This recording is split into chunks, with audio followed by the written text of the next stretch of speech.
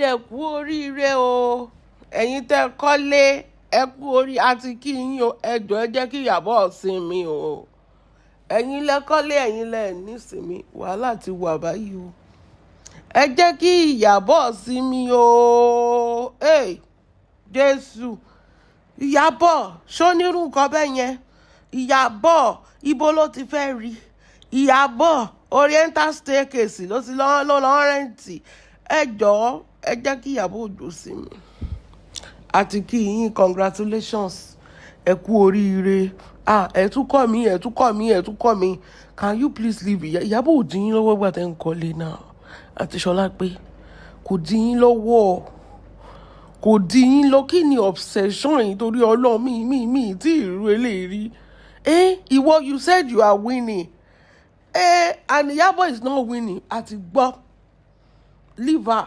She is not fighting. This life is not be competition. If you build today, she too go build her own. Orí mi o, ẹlẹ́dàá mi. Tó bá kọ́ tiẹ̀ lẹ́nìí, Ọlọ́run ò gbàgbé anybody. Òun náà máa kọ́ tiẹ̀ lọ́la. But every time, tó bá ṣe nǹkan tó da Ìyábọ̀ ni. Tó bá ṣe nǹkan tó da Ìyábọ̀ ni. Ibo ni Ìyábọ̀ ti fẹ́ ríru owó yẹn? Ibo wọn ò rí bó ṣe ṣiṣẹ́. A rí. A máa rí o. Ìwọ ọgán ló yẹ kó máa pè ní ọmọ ṣiṣẹ́ ìyàwó chief Lizozo jọ̀ọ́ nítorí Ọlọ́run can you please leave Ìyábọ̀ alone bí mo ṣe ṣí Facebook ó sì gbára báyìí mo kàn rí ẹ báyìí ṣé Ìyábọ̀ Òjó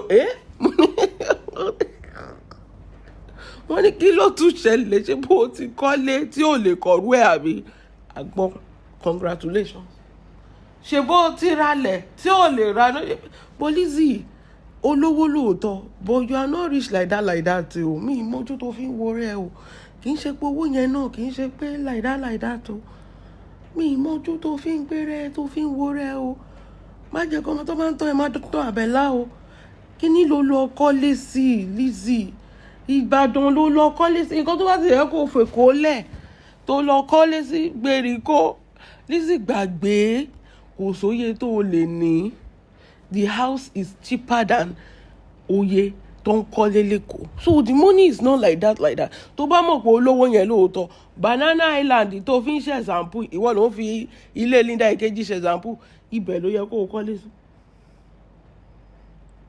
ibẹ̀ ló yẹ kó o kọ́lé sí Ìyábọ̀ rẹ́ǹtì rúùmù Banana Island ni kò ní lé ń bẹ̀ àti gbọ́ ó yá ìwọ lọ kọ́ tiẹ̀ síbẹ̀ ìwọ ò lè máa gbé inú tipa garage nìbàdàn kó máa bú èèyàn tó ń gbé inú banana ọ̀tọ̀ọ̀tọ̀ ní Lizzy mi ò mọ bó ṣe ń define wealth ẹ̀ ọ̀tọ̀ọ̀tọ̀ ní you know what I'm trying to talk about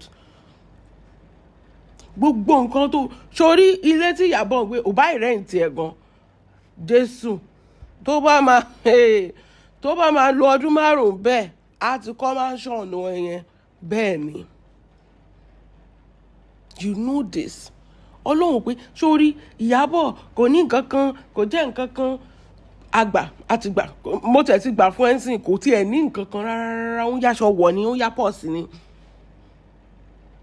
but can you just leave her nǹkan ẹyọ kan tí mo tẹ̀ ń tọrọ lọ́wọ́ ẹ̀ nìyẹn ṣó máa fi lẹ̀ kó a ti mọ̀ ó ti convince wa we are convinced now àbí confused lẹ́ni a ti mọ̀ pé kò ní nǹkan kan kò lè jẹ́ nǹkan kan kò sóríire nínú ayé ó ń yá nǹkan ni borrow pause ló ń ṣe okay you have said this for the past 6 years we know thank you for telling us can we wrap it up Solape how many times do you want to repeat this thing a ti mọ̀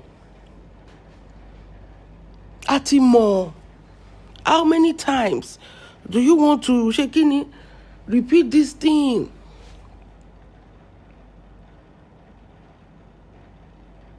Sori Queen Mother, one thing I like about her, tó fi yàtọ̀ sí ẹni pé tó bá ra léhùn àbí tó kọ́ léhùn, ìwọ náà ló máa jókòó tó máa analyze pé fake ni.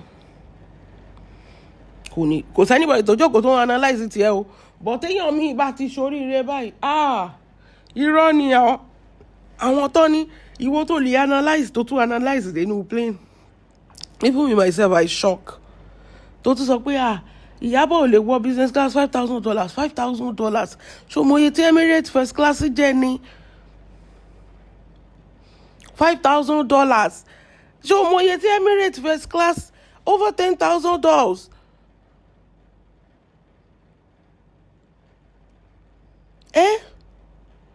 Ó ní Ìyábọ̀ ò lè wọ business class oríṣiríṣi. And I'm like, are you serious? Are you kidding me? Ṣé òun kidding me ni? Ó ní ó jókòó sínú economy wípé ìgbà tí plane ti wá stop. Ṣé o mọ̀ pé plane máa ń ní empty leg dáadáa ṣá? Mo ti wọ plane tó jẹ́ pé èmi nìkan ni mo wà ní business class yẹn. Empty báyìí ni. Are you kidding me? Are you trying to kidding me? Wípé ó lọ economy ló rà. Wọ́n wà ní rí odidi queen mother ní economy, kò wà ní anybody tó máa dá mọ̀.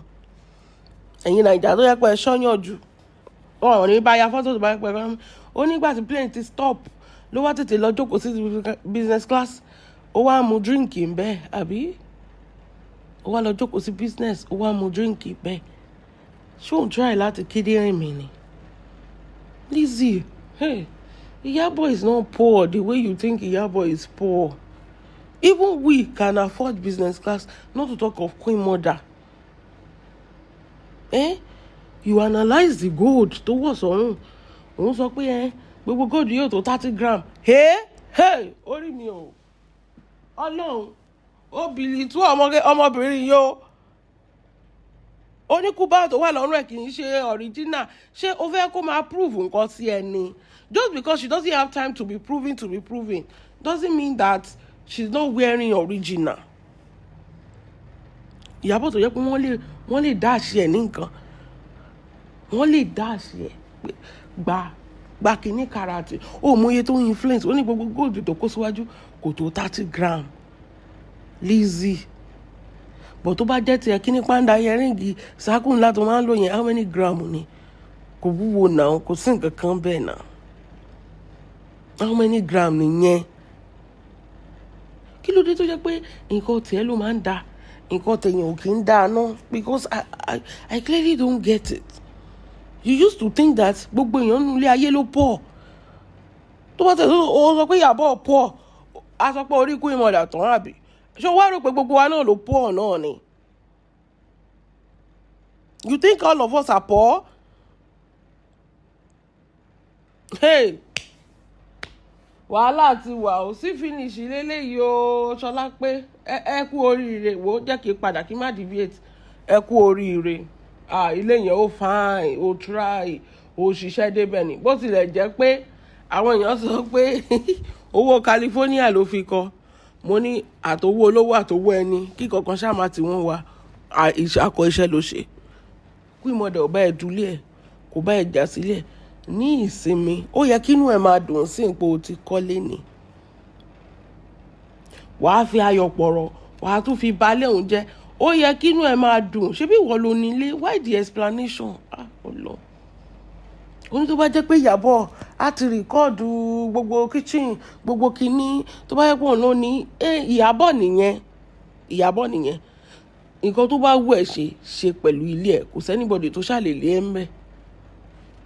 Nǹkan tó bá wù ẹ́ ṣe, go and do it with your house. Ìwọ ló gbọ́kọ́, ìwọ ló ní sinmi, ìwọ ló kọ́lé, ìwọ ló ní sinmi, ìwọ ló ń kásá wọlé, ìwọ náà ni ò ní sinmi. Ìwọ ló ń wọ diamond àti gold àti platinum, gbogbo ẹ̀ ló ṣàwọ́pọ̀. Ìwọ ló ní sinmi. Kí ló dé? Ọmọbìnrin, kí ló dé? Kí ló dé? If you are winning, mi ò réyàn òun. Àwọn olówó báyìí, ẹ máa rí wọn. Wàá ti mọ̀ pé àwọn eléyìí ti lówó because ìsinmi tí olówó ní. Wàá ti mọ̀ pé Ọlọ́run ti gbàdúrà, àdúrà yín Ọlọ́run ti gbọ́ tán. Ìsinmi tí olówó ní. But you this èpè mẹ́sọ̀. Hey. Ọlọ́run á fún ẹ ní ìsinmi tipátipá. Mi mọ irú ìsinmi tó lè jẹ́. Irú ìsinmi tó bá wà lọ́rùn, mo tọrọ gbogbo ẹ̀ fún ẹ. Àti ìsinmi ayérayé o, àti ìsinmi inú náà o. Gbogbo ẹ̀ ni mo tọrọ fún ẹ níbi tó dé yìí o. ọmọbìnrin ilé náà kò dí ẹ lọ́wọ́ láti ṣe tiẹ̀, kí ló dé tó jẹ́ pé ìwọ ló ń di lọ́wọ́. Tó bá advertise irun, ṣé irun ló yẹ kó máa advertise nísìnyí? Ṣé kinní kan ìwọ ló sọ pé kò ní gold, ó tún kó gold jáde, ó tún sọ pé kò tó 30 gram, ìwọ ló ní kò nílé, ó tún lọ sí Banana Island, ó tún sọ pé kì í ṣòro lónìí o, ó lọ ya ni o, 1 room péré ní tiẹ̀. So mo fẹ́ béèrè nǹkan ẹ̀ṣọ́ kan lọ́wọ́ ẹ̀ṣọ́ la pé tí Queen Mother bá ti ń parọ́ ṣògẹ́tì sí, ṣé gbogbo àwọn èèyàn tó tún surround ẹ̀ náà máa parọ́ pẹ̀lú ẹ̀ ni? Ṣé gbogbo ayé máa bá Queen Mother parọ́ ni? Òun ronú débẹ̀ ni. Nǹkan tí mo fi poke hole sínú theory ẹ̀ ni. Ṣé inú plane yẹn kò wá ní anybody tó máa dá odidi Ìyábọ̀ Òjó mọ̀? Tó bá yẹ pé economy ló wọ̀, kò ní sí anybody tó máa dá odidi Ìyábọ̀ Òjó, kò ní sí anybody tó máa dá mọ̀.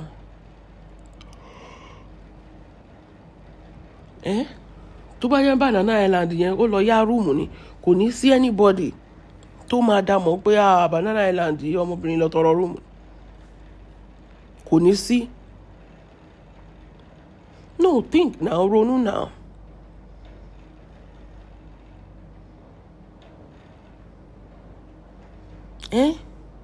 If it's not just hatred, the hatred you have for her, so kò sí nǹkan kan tó lè ṣe. Inú wọn máa bí ẹni pé kò mọ̀ ṣe. So are you telling me pé gbogbo ọjọ́ ayé Ìyábọ̀ ń ṣe báyìí kò ní nǹkan ẹyọ kan tó dáa? Tí ò bá tiẹ̀ ní aṣáàrí ọmọ ẹ̀. Sorry yẹn, that one you cannot bully, you cannot body shame, you cannot mouth shame, you cannot anything shame. Lórí mo rí pé o tún ti ń yàbàrá lọ sọ́dọ̀ Priscilla. Aṣáàrí Priscilla. Ìbá rò pé Ìyábọ̀ Òjó jẹ́ nǹkan kan tẹ́lẹ̀ ni. Wo ọmọ ẹ̀. Ọlọ́run, irú ọmọ tí mo tọrọ nìyẹn o. Wo ọmọ mo tún ṣe rí lẹ́nu ọjọ́ mẹ́ta ìmúta. Ọmọdé eré ṣe ló ń dán sí tọkàn ẹ̀ balẹ̀. Wo ọmọ alálùbáríkà olóríire, ọmọ téèyàn fi ń tọrọ, parí school kò lóyún kiri, kò lọ máa ṣe baby mama, kò lẹ́rẹ̀ ẹ̀mọ́kùnrin. Ẹ̀rí bí Jùmọ̀ ṣe ń àdọ́ ẹ̀ ni. At least àtẹ̀ṣẹ̀rí yẹn pimples ni wá tí láti ń tẹ́. Priscilla ó ń travel kiri ni. Wọn ò gbẹ́ anybody bíi tiẹ̀ tó ń gbá California tẹ́ ń gbáyàn kiri tẹ́ fi ń kọ́lé. Wàá máa rò pé ó ní mí ìmọ̀ nǹkan tó já mọ́ tó máa ń rò pé ní pé ìwọ nìkan ni. At least aṣáàrí Priscilla ìyẹn ò ṣe é dọwọ́ bò ó. Ṣògẹ́tì sí ọmọ tó bá dáa a máa rí látara ayé ẹ̀ láti máa rí gba ọmọ ẹ̀ dáa, ó tọ́mọ yè, ó gbọ́ nǹkan tó ń sọ ni, wọ́n ló tọ́mọ yè. Aṣáàrí ìwọ náà rí ó kẹ́ ẹ lára. Torí tó bá yẹ kó fẹ́ ṣe competition ó ní máa compete ara ẹ̀, ṣe bó gbé mọ́ńkélé kan lọ sí kíní gbà yẹn tó ṣe pé ń tàwọn là. Gbé yẹn náà jáde tó bá lè compete pẹ̀lú ẹ̀. Gbé yẹn náà jáde. Aṣáàrí ọmọ kò gbóyún kò ṣe baby mama, wọn ò dó kiri. Good girl.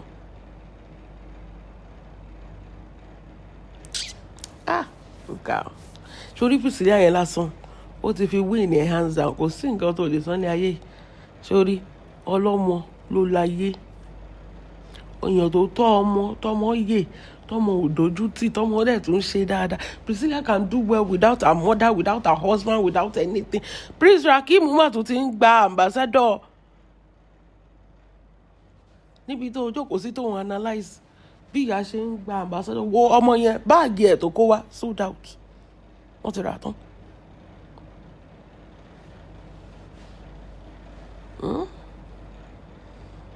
Just imagine. Just imagine.